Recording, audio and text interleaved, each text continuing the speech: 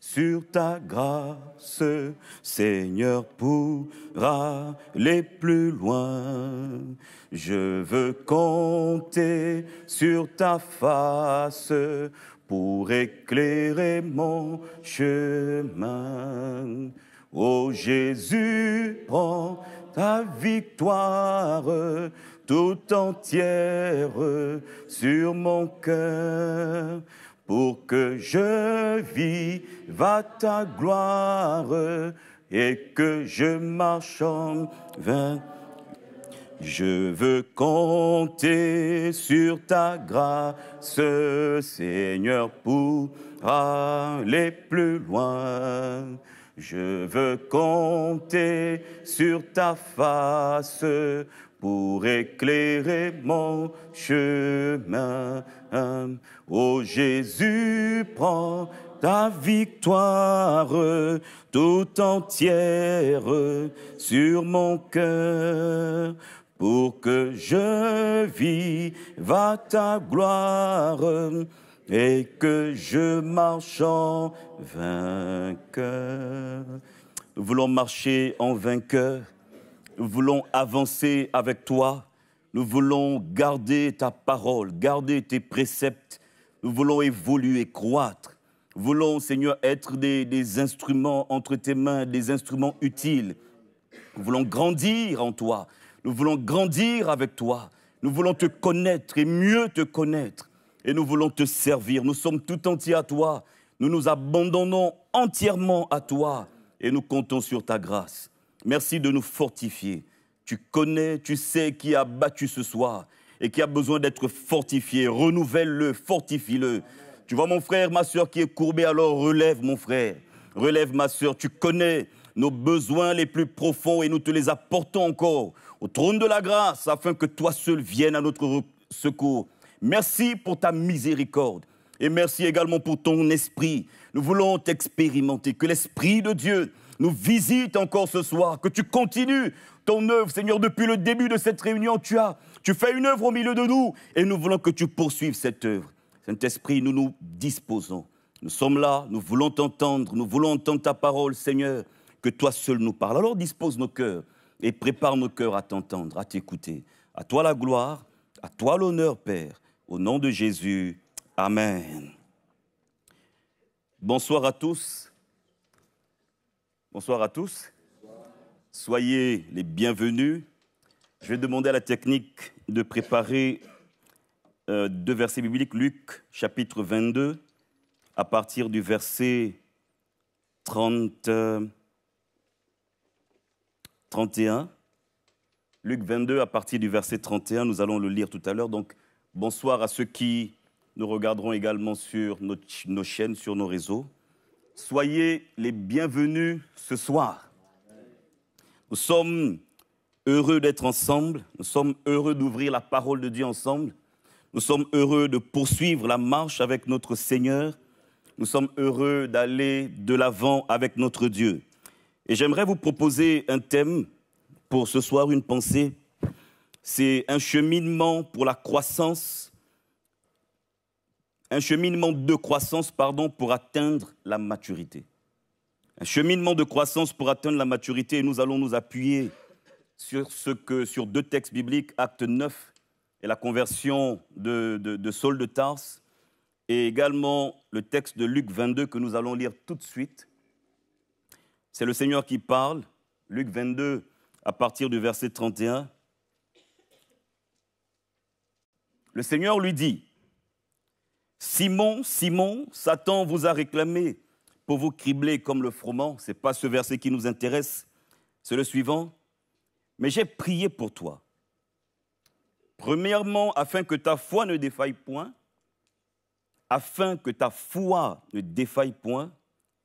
et toi, quand tu seras converti, affermis tes frères. » Quand tu seras converti, ton rôle, toi, Simon, c'est d'affermir tes frères, de les aider. Vous savez, l'Église, selon moi, est ce lieu de transformation, le lieu d'échange, de changement, de transformation.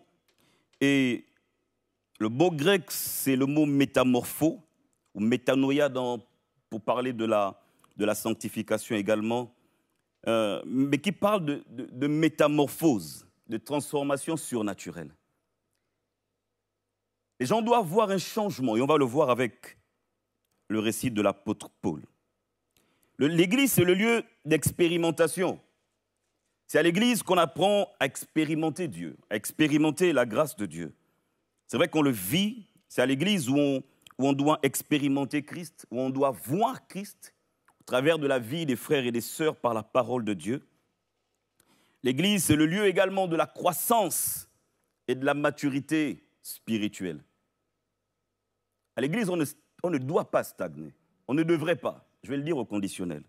On doit grandir. Et comme dans les étapes de la vie, à l'Église également, il y a l'étape de l'enfance, de l'adolescence, de la jeunesse, de l'âge adulte, etc. On doit franchir toutes les étapes. La croissance spirituelle est nécessaire pour arriver à une maturité. L'Église, on apprend. On apprend de ceux qui enseignent, et on va le voir. On apprend les uns des autres, et chacun de nous est appelé à aider les autres à croître. Et j'aimerais vous proposer ce soir un cheminement pour grandir. Bien sûr, ce n'est pas parfait, c'est juste une proposition. Il y a des choses à redire et on peut en discuter, mais simplement vous proposer un cheminement. Mais j'aimerais partir d'abord d'un principe. Établir un principe. C'est qu'au-delà de tout, au-dessus de tout, Dieu est amour. Dieu nous aime.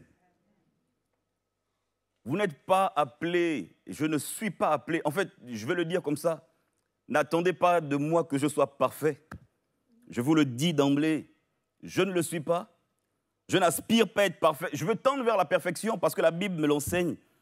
Mais l'Église est ce lieu-là où je sais que Dieu m'aime. Il m'aime, je l'aime en retour et j'aime mon prochain. Je dois m'efforcer d'aimer mon prochain. Pour croître, pour évoluer, pour grandir, il faut intégrer ce principe fondamental. C'est que Dieu est là. Dieu m'aime. Je l'aime, j'aime mon prochain et je grandis avec lui. On doit intégrer cela. Alors, lorsque je lis le texte, lorsqu'on lit le texte de Luc, on voit que le Seigneur dit à Pierre, quand tu seras converti, toi aussi, affermis tes frères. Et j'aimerais vous proposer quelques étapes pour entrer dans ce processus de croissance pour atteindre la maturité, en m'inspirant du récit de l'apôtre Paul. Donc c'est dans Acte 9, je ne vais pas lire tous les versets de Acte 9, mais c'est un récit que plusieurs connaissent. Je vais le résumer. Donc l'apôtre Paul, qui est un persécuteur de l'Église, qui n'a pas reçu des lettres pour persécuter les chrétiens à Jérusalem. Au contraire, même les Gamaliel et les autres responsables religieux vont se dire une chose, ça ne sert à rien de les persécuter ici, parce que si cette œuvre vient de Dieu ou pas, enfin, si cette œuvre ne vient pas de Dieu, elle va mourir d'elle-même. Et si ça vient de Dieu, au moins on n'aurait pas persécuté Dieu, mais la persécution est là quand même. Et il décide de quitter Jérusalem parce qu'il n'a pas eu l'autorisation pour aller vers Damas, donc partir à plus de 300 kilomètres de Jérusalem pour persécuter les chrétiens qui avaient fui la persécution de Acte 7, Acte 8. C'est Acte 8, je sais. Acte 7 et Acte 8, oui. Acte 8, voilà. Et donc, c'est sur ce chemin qu'il va rencontrer Christ, il va avoir une révélation, il va s'arrêter, le Seigneur va lui apparaître et il va être ébloui.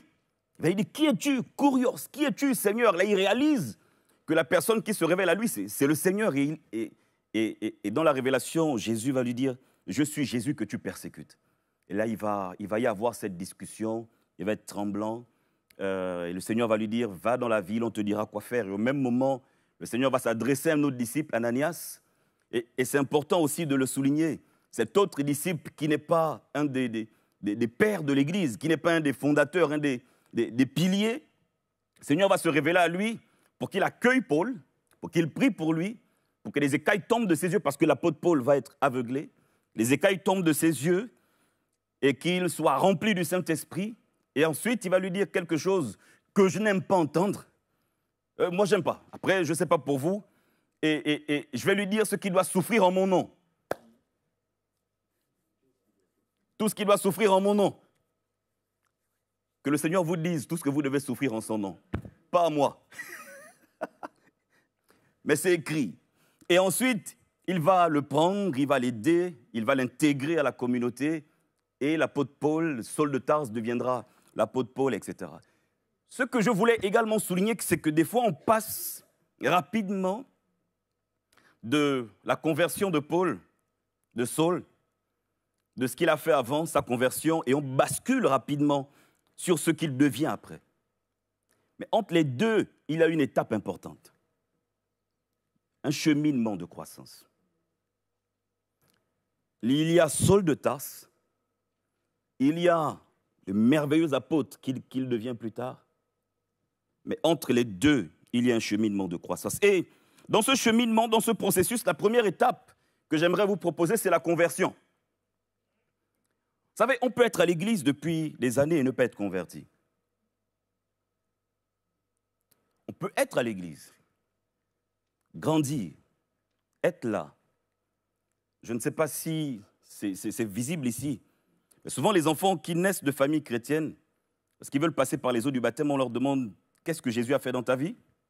Ils vont dire « J'ai toujours été là. Je fais partie des meubles, quasiment. » Et alors que la conversion, c'est quand même une étape importante. Et on peut venir à l'église, on peut aimer les chants, on peut aimer tout ce qu'on... Il y a une étape fondamentale, c'est la conversion. La conversion, c'est un volte-face. Je marchais dans cette direction, je rencontre Jésus et je change de direction. La conversion, c'est cette étape qui nous fait rentrer dans cette profonde contrition où je sais que j'étais voleur, maintenant je ne vole plus. Je sais que j'étais menteur, maintenant je ne mens plus. Je sais que le Seigneur a fait une œuvre profonde dans mon cœur et dans ma vie. Je sais que quelque chose se passe. Je ne sais pas quoi, mais je sais que Jésus, il y a quelque chose qui s'est passé dans mon cœur et dans ma vie. J'ai un ami que j'avais perdu depuis de très longue date, depuis très longtemps. Et on s'est retrouvés dans un groupe WhatsApp. Et on rigolait, on a été au collège ensemble. On a fait des choses que je ne nommerai pas ce soir ici. Et donc, quand j'ai écrit dans le groupe, je lui ai dit « Ah, tu es là ?» Et il a rappelé tout ce que j'ai fait. Enfin, presque tout. Il commençait à rappeler. Et puis, les autres lui ont dit « Mais attends, il est maintenant pasteur. » Il lui commence à, il est pasteur. Non, oui, c'est là où il a commencé à dire « Mais il a fait ça. Il a raconté un certain nombre de choses. Et je lui ai dit « Est-ce que tu veux que je raconte ce que toi, tu as fait ?» Là, tu es en train de...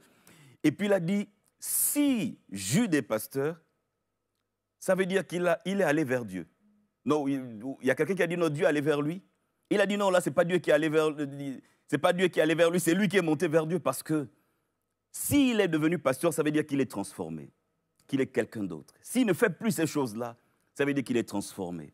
Mais j'ai aimé le fait qu'ils disent « Il faisait ça. » Et les autres lui ont dit « Non, mais non, il a changé, il ne fait plus ça. » La conversion doit être visible, même si ça prend du temps. C'est quelque chose de palpable. C'est un changement profond. Jésus dit à quelqu'un qu'il a accompagné depuis des années, « Pierre, quand tu seras converti ?» Moi, ça me trouble parce que je me dis, mais Seigneur, il a été avec toi. C'est ton disciple. Il a suivi tes enseignements. Comment tu peux, à ce moment-là, à quelques jours de la passion, je ne sais plus à quel moment c'est, mais c'est quasiment à la fin de son ministère, comment tu peux dire quand tu seras converti? La conversion, c'est une étape prépondérante. C'est une étape préalable pour atteindre la maturité, pour entrer dans ce processus de maturité spirituelle. Il faut être converti. Il faut être circoncis de cœur. Vous savez, pour nous, en Afrique, on ne pratique pas la circoncision comme dans la Bible, c'est vraiment culturel. On sait c'est quoi, c'est un déchirement. Circoncision, c'est déchirer. Tu sais que quelque chose, tu sais qu'il y a quelque chose, ça te marque à vie. Circoncision de cœur, il faut être converti. Une transformation, un changement. Et je me pose la question, mais c'est un questionnement. Est-ce que la conversion est un processus? Ou est-ce que c'est fixe dans le temps? Je pense que c'est les deux en même temps. Il y a le changement et il y a l'œuvre de sanctification qui est un processus. Alors on doit d'abord être converti. Première étape pour entrer dans le processus de maturité, de croissance, pour atteindre la maturité spirituelle, la conversion comme l'apôtre Paul. Et ensuite, il y a une deuxième étape que j'aimerais vous proposer. La deuxième étape, c'est l'expérimentation surnaturelle, l'expérience surnaturelle. Je le dis,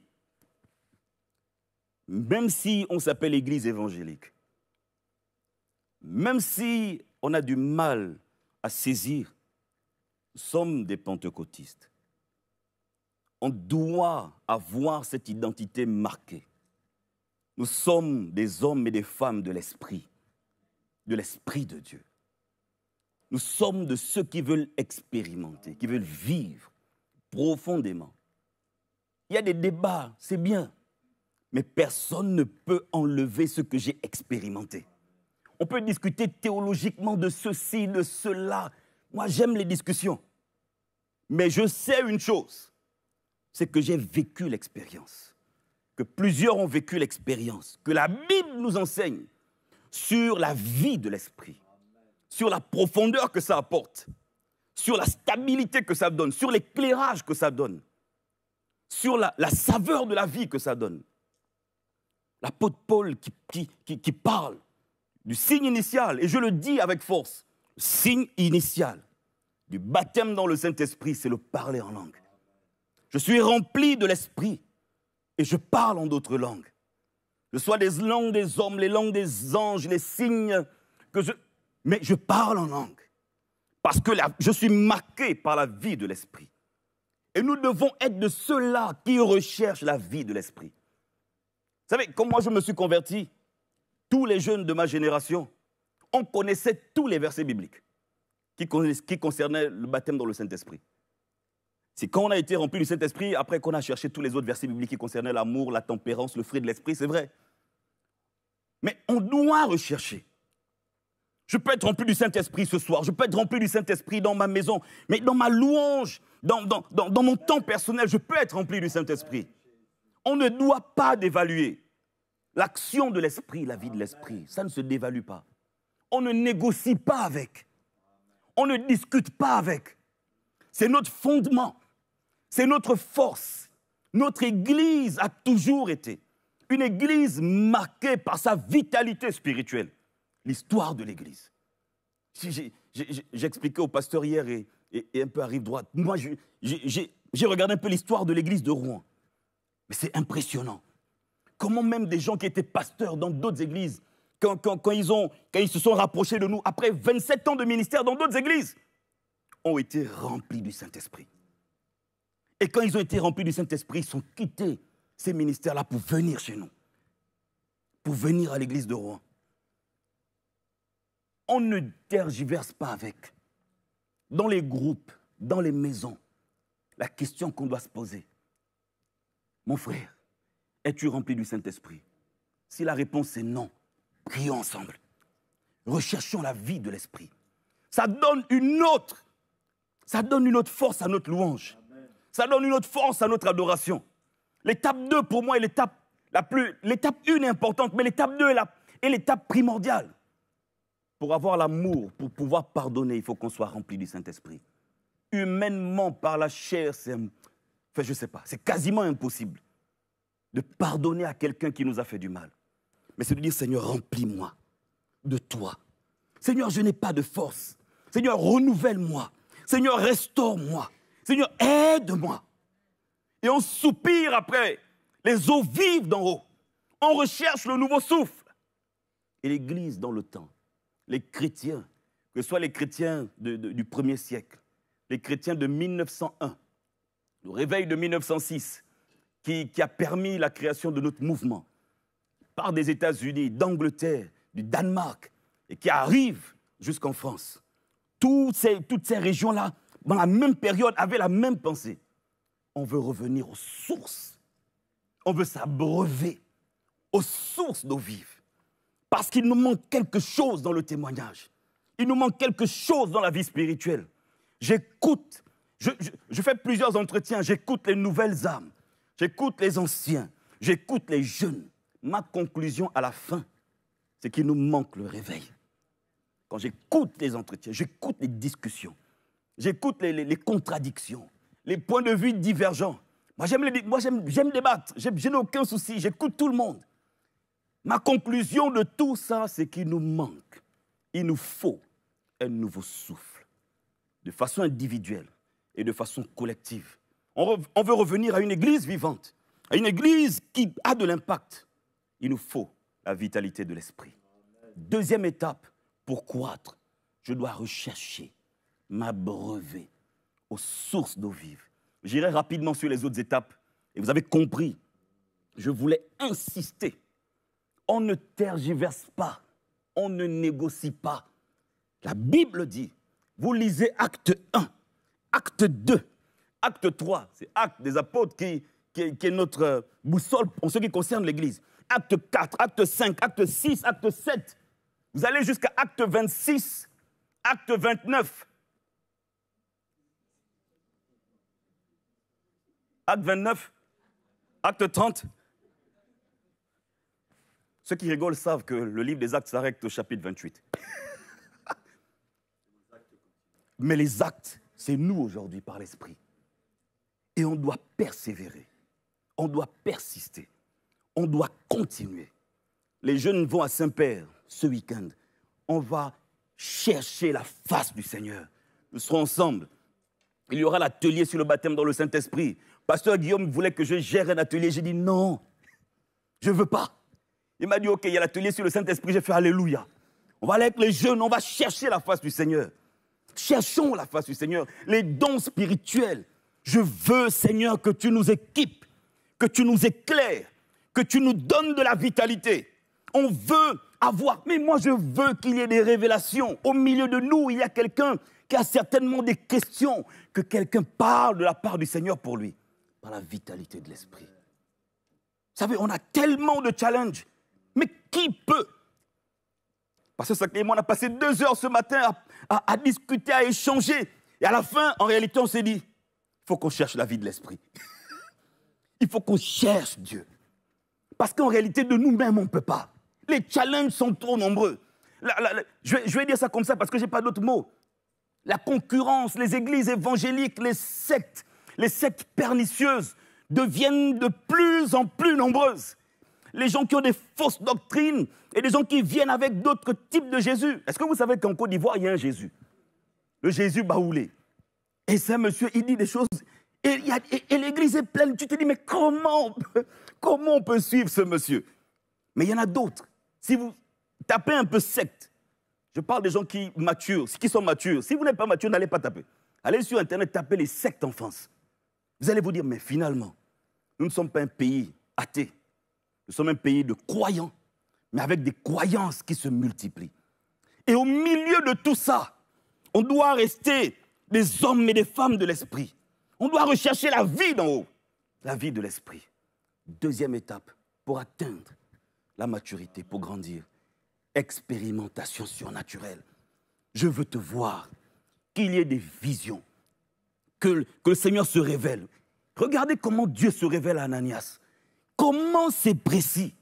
Mais Ananias va lui dire, mais comment, Seigneur, Saul, mais il persécute les nôtres. Dieu va dire, non, je l'ai choisi. Ananias ne regarde pas au persécuteur, mais regarde à l'instrument. C'est-à-dire que même dans nos relations entre nous, dans notre fonctionnement, on a besoin de la révélation spirituelle pour voir qu'il y a une grâce et une bénédiction en chacun de nous. Recherchons la vie de l'Esprit. Recherchons cette vie-là, cette communion avec le Saint-Esprit. J'ai envie de m'arrêter là et de prier. Parce que je pense que les autres étapes sont importantes. On a besoin d'être encadré, d'être intégré. On a besoin que d'autres personnes viennent pour aider à affermir.